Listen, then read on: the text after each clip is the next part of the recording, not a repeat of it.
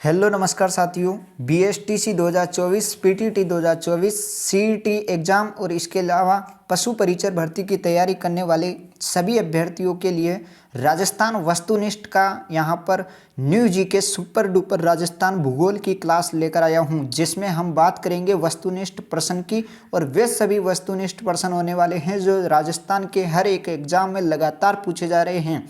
राजस्थान की चाहे आरएसएस हो चाहे आरपीएससी हो, जो भी एग्जाम करवा रही है, यह प्रश्न जो आपको बताए जाएंगे वह लगातार प्रश्न पूछे जा रहे हैं। फिर भी विद्यार्थियों को कंफ्यूज नहीं होना है। बीएसटीसी के जो विद्यार्थी हैं उनको विशेष रूप से जोर देना है इस राजस्थान भूगोल वाले मैटर में। इसके अलावा सीईटी पशु परिचर पीटीटी के अभ्यर्थी के लिए भी महत्वपूर्ण क्लास होने जा रही है। तो न्यू जीके के हिसाब से हम चलने वाले हैं। राजस्थान भूगोल से संबंधित जो वस्तुनिष्ठ मैंने तैयार किया है उसमें से पहला जो वस्तुनिष्ठ प्रश्न है वो यहाँ पर आपकी स्क्रीन पर आपको दिखाई दे रहा है। आप देख सकते हैं पहला प्रश्न आपकी स्क्रीन पर आ चुका है। राजस्थान के लिए राजपूताना शब्द का प्रथम प्रयोग किसने किया?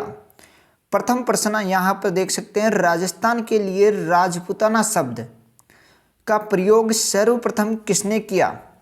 ऑप्शन ए है कर्नल जेम्स टोड, और ब है मेटकॉफ, और स है मुर्नोत नैन्सी, और द है जॉर्ज थॉमस। कौन सा ऑप्शन इसमें सही होने वाला है वो आप कमेंट बॉक्स में बता दीजिए। तो सबसे पहले यहाँ पर हम बात करने वाले हैं राजपूताना शब्द। राजपूताना शब्द सर्वप्रथम किसने किया? तो ऑप्शन जो डी है जॉर्ज थॉमस, ये बिल्कुल सही आंसर हो जाएगा। सर्वप्रथम राजपूताना शब्द का प्रयोग जॉर्ज थॉमस ने और कब किया? तो 1800 ईस्वी के अंदर यहाँ पर राजपूताना शब्द का प्रयोग किया। वही अगर मैं बात करूँ कर्नल जेम्स टोड की, तो कर्नल जेम्स टोड को यहाँ पर राजस्थान के इतिहास के पितामह कहा जाता है और राजस्थान भूगोल के जनक कहा जाता है। एक तो राजस्थान के इतिहास का पितामह कहा जाता है, राजस्थान इतिहास के पितामह कहा जाता है, और यहाँ पर राजस्थान भूगोल के जनक कहा जाता है कर्नल जेम्स टोड को।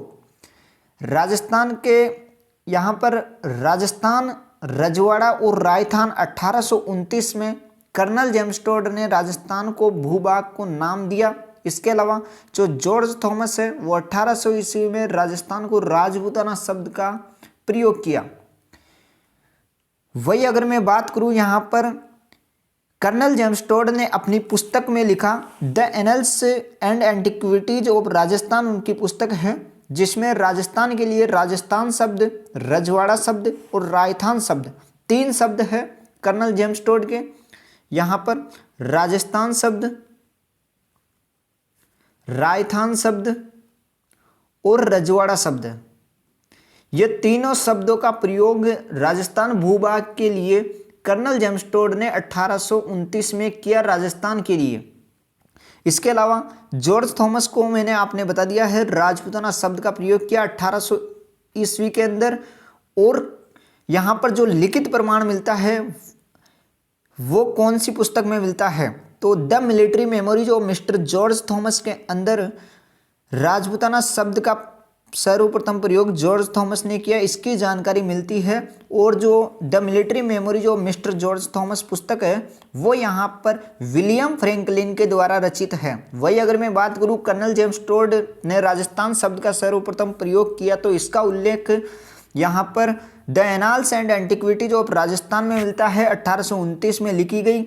और यह पुस्तक यहाँ पर यति ज्ञानचंद्र जी जो कर्नल जेम्स टोड के गुरु है उनको समर्पित है।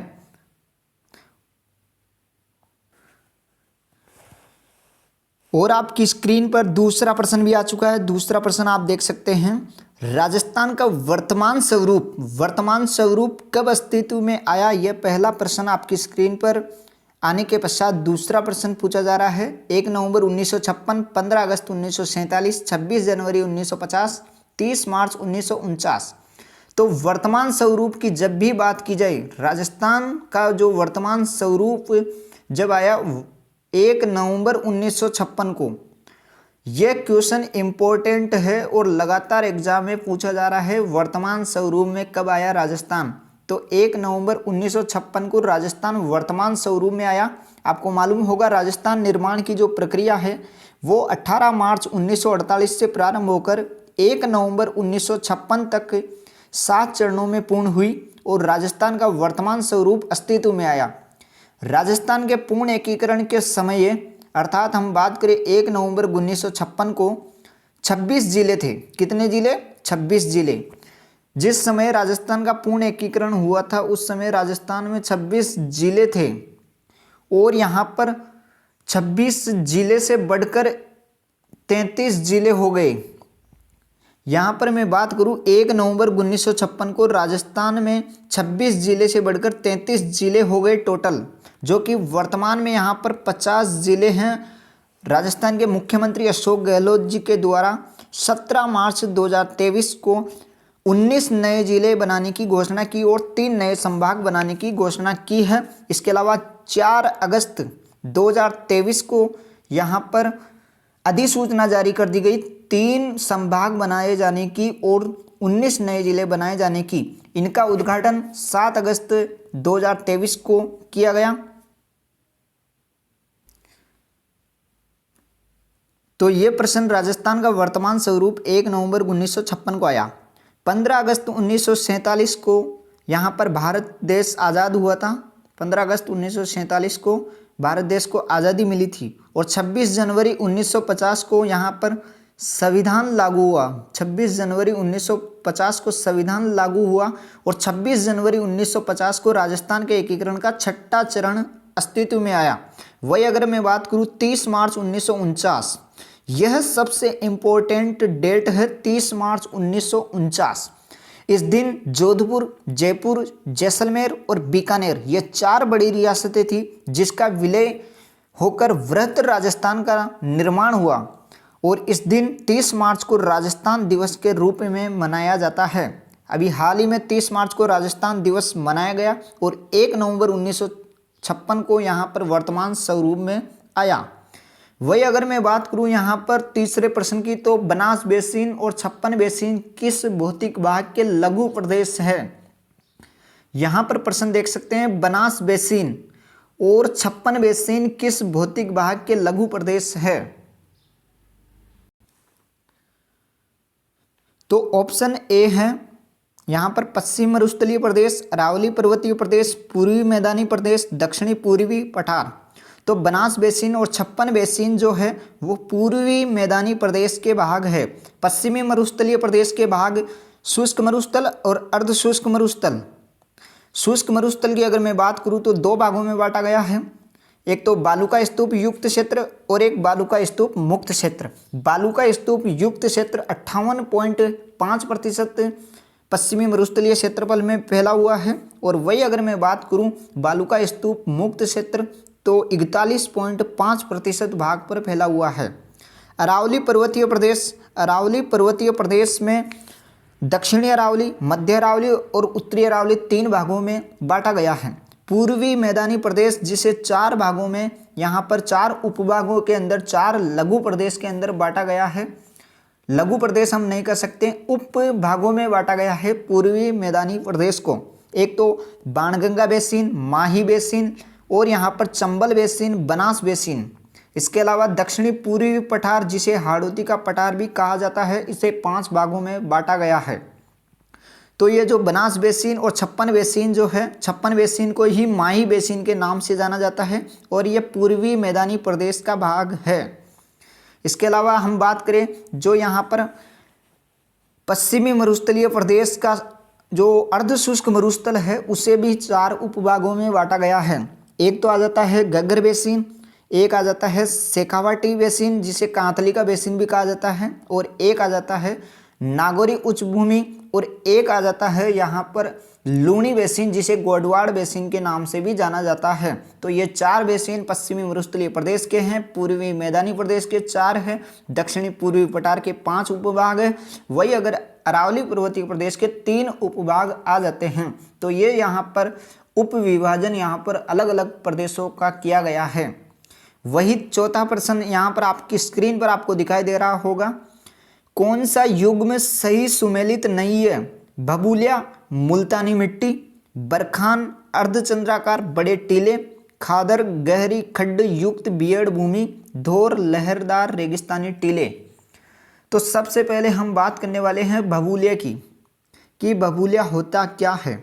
क्या मुल्तानी मिट्टी होती है? तो बबूलिया जो है वो मुल्तानी मिट्टी नहीं होती है। इसमें पूछा है कौन सा सुमेलित नहीं है, तो यहाँ पर ऑप्शन ए ही पकड़ में आ गया कि बबूलिया जो है वो मुल्तानी मिट्टी नहीं है। तो फिर बबूलिया है क्या? तो यह एक छोटे चक्रवात होते हैं, छोटे वायु भंवर होते हैं। जो छोटे चक्रवात और छोटे वायु भंवर होते हैं उसे ही बबूलिया कहा जाता है। ये यहाँ पर भूगोल की परिभाषा दी गई है आपको। इसके अलावा बरखान, आपको मालूम होगा बरखान जो है वो बालू का स्तूप है और ये यहाँ पर ओसिया जोधपुर, इसके अलावा मंडावा झुंझुनू, बालेरी चूरू और देशनोक बीकानेर यहाँ पर पाए जाते हैं। इसके अलावा फतेहपुर सीकर के अंदर पाए जाते हैं। यह जो बालू का स्तूप होते हैं, बरखान बालू का स्तूप, यह अर्धचंद्राकार बालू का स्तूप होते हैं और सर्वाधिक गतिशील बालू का स्तूप होते हैं। वनस्पति विहीन बालू का स्तूप होते हैं। इसके अलावा जो अन्य बालू का स्तूप है उनमें अनुदैर्घ्य बालू का स्तूप, अनुप्रस्थ बालू का स्तूप, तारा बालू का स्तूप, पैराबोलिक बालू का स्तूप, सुपर काफीज बालू का स्तूप, लानोट बालू का स्तूप, नेटवर्क बालू का स्तूप, ये भी यहाँ पर अन्य बालू का स्तूप आ जाते हैं जो पश्चिमी मरुस्थलीय प्रदेश के इलाकों में पाए जाते हैं।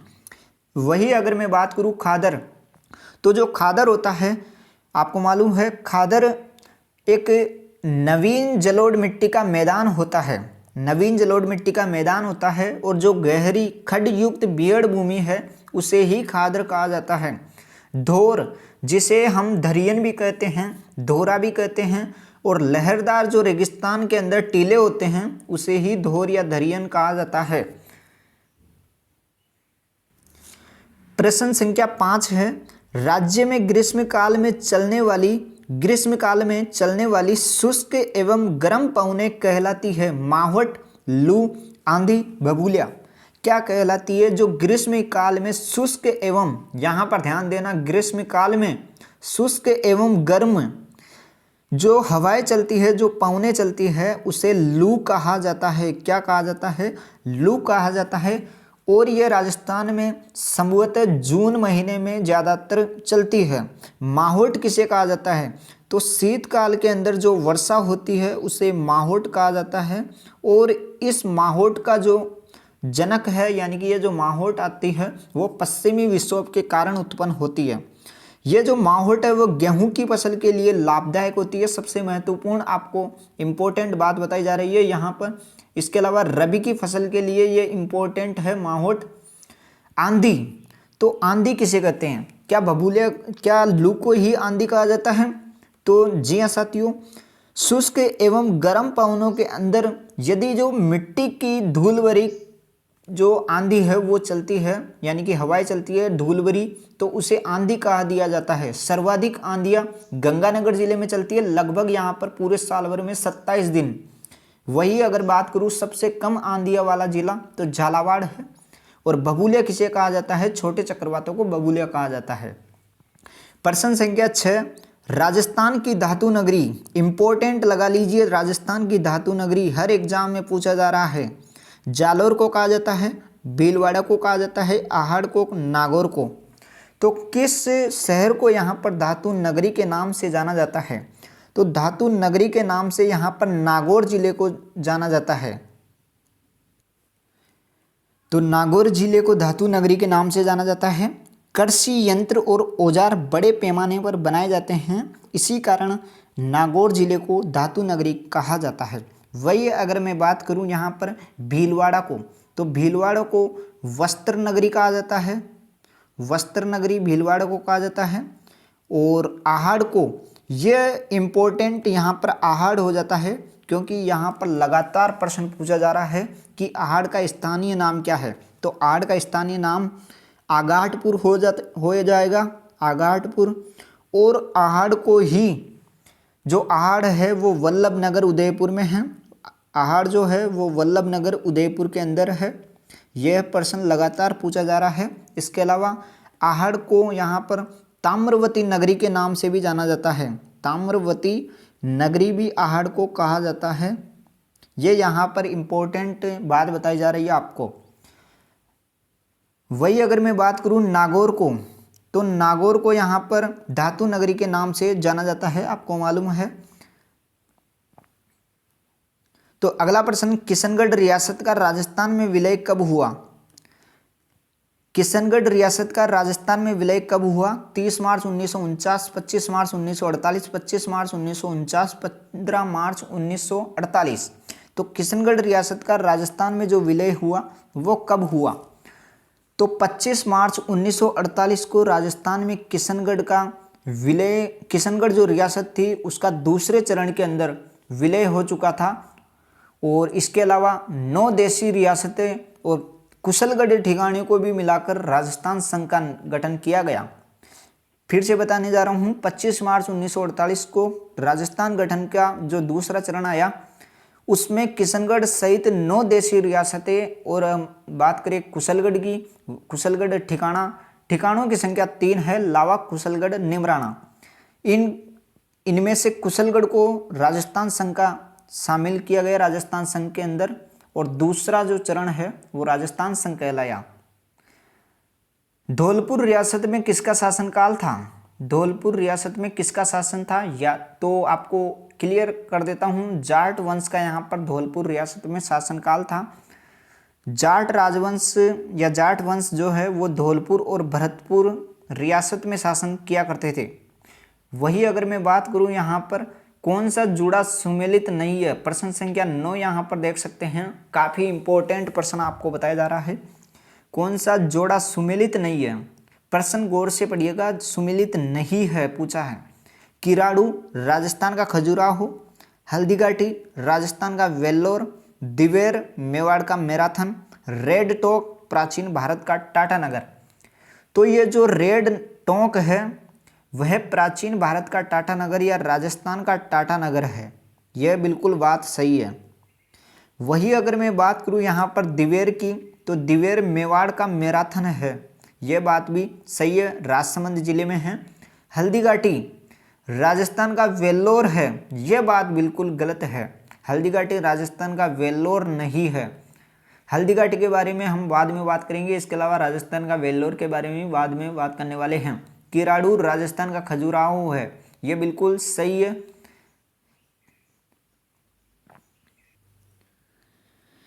प्रश्न संख्या 10, कौन सा शहर प्राचीन काल में मांड प्रदेश के नाम से जाना जाता था? तो इसका जो सही आंसर है वो यहाँ पर कौन सा हो जाएगा? तो इसका जो सही आंसर है वो चारों में से कोई सा भी नहीं होगा, क्योंकि यहाँ पर जो विकल्प दिए गए हैं उनमें जो जैसलमेर जिला है उसको यहाँ पर दर्शाया नहीं गया है, इसलिए ये चारों ऑप्शन यहाँ पर गलत हो जाएंगे। जैसलमेर जिले को प्राचीन काल में मांड या वल प्रदेश के नाम से जाना जाता था, मांड या वल प्रदेश के नाम से जैसलमेर को जाना जाता था। अब सवाल उठता है अजमेर का प्राचीन नाम, तो अजमेर का प्राचीन नाम अजियमेरू, यहाँ पर अजमेर का प्राचीन नाम अजियमेरू आ जाता है। जोधपुर का दक्षिणी भाग नहीं यहाँ पर भाग, जोधपुर का जो दक्षिणी भाग है उसे क्या कहा जाता है? तो उसे यहाँ पर गुजरातरा कहा जाता है। क्या कहा जाता है? तो उसे यहाँ पर गुजरातरा कहा जाता है, जो जोधपुर का दक्षिणी भाग गुजरात से लगा हुआ है। वही अगर मैं बात करूँ चूरू, झुंझुनू, सीकर, इसके अलावा नीमका थाना, ये यहाँ पर शेखावाटी क्षेत्र के अंदर आ जाते हैं। सांबर और उसके आसपास का जो क्षेत्र है वो सपाद लक्स के नाम से जाना जाता है। इसके अलावा यहाँ पर अन्य जिलों की भी आपको जानकारी दी जाएगी। जैसे यहाँ पर हम बात करें तो करौली जिले को गोपालपाल के नाम से जाना जाता है, करौली जिले को गोपालपाल के नाम से जाना जाता है। गोपालपाल के नाम से किसे जाना जाता है?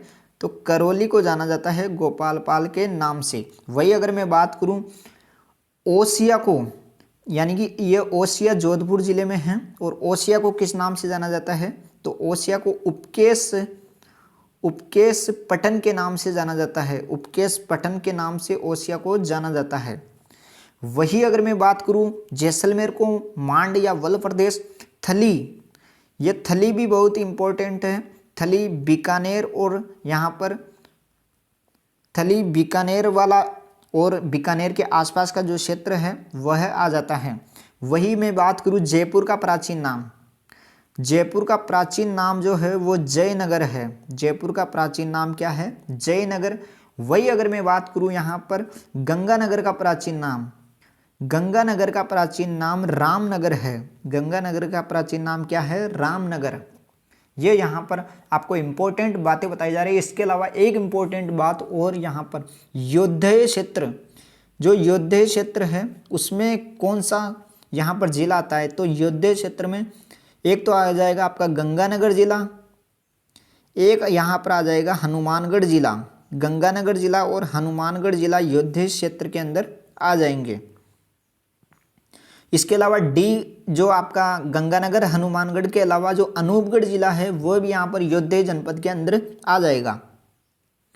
वही ढूंढाड़ क्षेत्र की अगर मैं बात करूँ तो जयपुर और उसके आसपास का क्षेत्र, इसके अलावा दौसा जिला भी उसमें आ जाएगा ढूंढाड़ के अंदर। प्रश्न संख्या 11 यहाँ पर आप देख सकते हैं, निम्न में से कौन सा कथन असत्य है? गलत कथन कौन सा है? पहला जो कथन है वो यहाँ पर बाड़मेर जालोर का क्षेत्र मालानी के नाम से प्रसिद्ध है। तो मालानी के नाम से यहाँ पर बाड़मेर जालोर प्रसिद्ध है, यह बात बिल्कुल सही है। इसके अलावा गुजरातरा क्षेत्र उदयपुर के गुजरात से लगे इलाके को कहा जाता है। आपको मैंने इससे पहले वाले प्रश्न में बताया है कि गुजरातरा क्षेत्र जो गुजरात से लगा हुआ राजस्थान का जोधपुर जिले का दक्षिणी भाग है उसे कहा जाता है, उदयपुर को नहीं कहा जाता है। तो यह कथन यहाँ पर असत्य हो जाएगा, यानी कि यह कथन इस क्वेश्चन के हिसाब से सही हो जाएगा। सी ऑप्शन को भी हम देखते हैं। भीलवाड़ा व टोंक जिले के कुछ भाग को पहले खेराड़ मालखेराड़ के नाम से जाना जाता था। तो यह बात बिल्कुल सही है, खेराड़ और मालखेराड़ के नाम से भीलवाड़ा टोंक को जाना जाता है। वही अगर मैं बात करूं जो यहाँ पर लूणी नदी का प्रवाह क्षेत्र है पाली नागौर झुंझुनू के अंदर, उसको यहाँ पर बांगड़ या बांगर के नाम से जाना जाता है। यह बात भी बिल्कुल सही है। लूणी नदी का प्रवाह क्षेत्र जिसे पाली नागौर झुंझुनू के क्षेत्र में बांगड़ या बांगर प्रदेश के नाम से जाना जाता है। वही अगला प्रश्न, ब्रिटिश शासनकाल में राजपूताना के प्रथम रेजिडेंट कौन थे? ब्रिटिश शासनकाल में, किसके शासनकाल में? ब्रिटिश शासनकाल में राजपूताना के प्रथम रेजिडेंट कौन थे? ऑप्शन ए है colonel James Tod, David Ochterlony, Thomas Mayo और अल्बर्ट हॉक। तो इसका जो सही आंसर है वो यहाँ पर आपका ऑप्शन बी डेविड ऑक्टरलोनी हो जाएगा। क्या हो जाएगा? जो राजपूताना के प्रथम रेजिडेंट थे ब्रिटिश शासनकाल में डेविड ऑक्टरलोनी थे। वही अगर मैं बात करूं यहाँ पर कर्नल जेम्स टोड की, तो कर्नल जेम्स टोड के बारे में कहा जाता है कि कर्नल जेम्स टोड ने यहाँ पर 1818 ईस्वी के अंदर उदयपुर, कोटा, बूंदी और जोधपुर, इसके अलावा जैसलमेर के पॉलिटिकल एजेंट के पद पर कार्यरत था। कर्नल जेम्स टोड 1818 ईस्वी की संध्या होने पर यहाँ पर एक तो उदयपुर के अंदर, कोटा के अंदर, बूंदी के अंदर, जोधपुर के अंदर और जैसलमेर के पॉलिटिकल एजेंट के पद पर कार्यरत थे।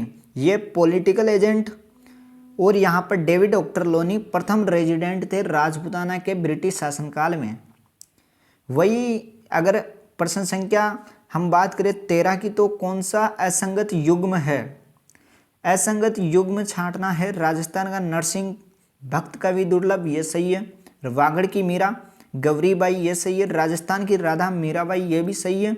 और राजस्थान का लौह पुरुष तो गोकुल भाई भट्ट, ये यहाँ पर गलत हो जाएगा, यानी कि असंगत युग्म जो है वो राजस्थान का लौह पुरुष गोकुल भाई भट्ट आ जाएगा। राजस्थान का लौह पुरुष जो है वो दामोदर लाल व्यास है। कौन है? दामोदर लाल व्यास। वही अगर मैं बात करूँ गोकुल भाई भट्ट की, तो गोकुल भाई भट्ट जो है वो राजस्थान के यहाँ पर राजस्थान का गांधी है। गोकुल भाई भट्ट राजस्थान का गांधी है, ये यहाँ पर आ जाएगा।